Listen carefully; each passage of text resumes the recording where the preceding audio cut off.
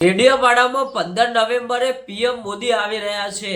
હવે આ પીએમ મોદી આવે એ પહેલા ચૈતર વસાવાએ મોટો ધમાકો કર્યો છે અને મિત્રો ચૈતર વસાવાએ જે વાત કરી છે એ 100% સાચી વાત કરી છે।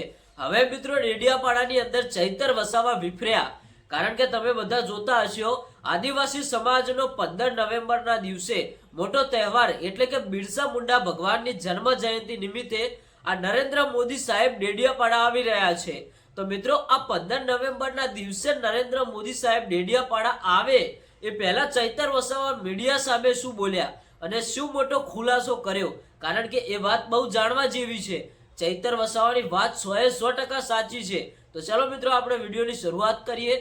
વિડીયોની શરૂઆત કરીએ એ પહેલા વિડીયોને એક લાઈક કરી નાખજો, ચેનલને એક સબસ્ક્રાઇબ કરી નાખજો। તો મિત્રો આપણે ડાયરેક્ટ વાત કરીએ કે ચૈતર વસાવા શું બોલ્યા, કારણ કે આ 15 નવેમ્બરના દિવસે સાહેબ ડેડિયાપાડામાં પધારી રહ્યા છે।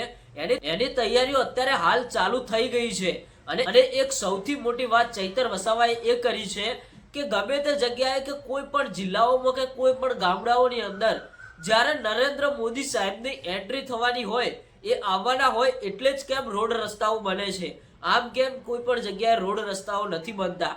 ડેડિયાપાડાની અંદર 15 નવેમ્બરના દિવસે નરેન્દ્ર મોદી સાહેબ આવી રહ્યા છે તો અત્યારે હાલથી અમુક જગ્યાએ રોડ રસ્તાઓ બનવાની શરૂઆત થઈ ગઈ છે।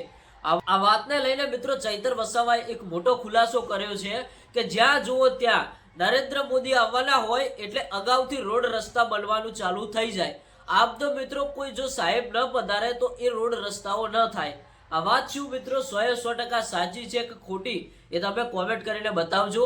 અત્યાર સુધી તો મેં જોયું છે ત્યાં સુધી તો ચૈતર વસાવાની વાત બિલકુલ 100% સાચી છે, કારણ કે તમે બધા સોશિયલ મીડિયામાં સમાચાર જોતા હશો કે કોઈ પણ જગ્યાએ જો સાહેબ આવી રહ્યા હોય તો રોડ રસ્તાઓના કામ ચાલુ થઈ જાય। મિત્રો આ વાતની તમે કોમેન્ટ કરીને જાણ કરજો કે આ વાત સાચી કે ખોટી। તો આજના વિડીયો માટે આ માહિતી હતી અને મિત્રો ચૈતર વસાવા હજુ ઘણા બધા ખુલાસા કરવાના છે, દરેક માહિતી આપણે તમને આપતા રહીશું।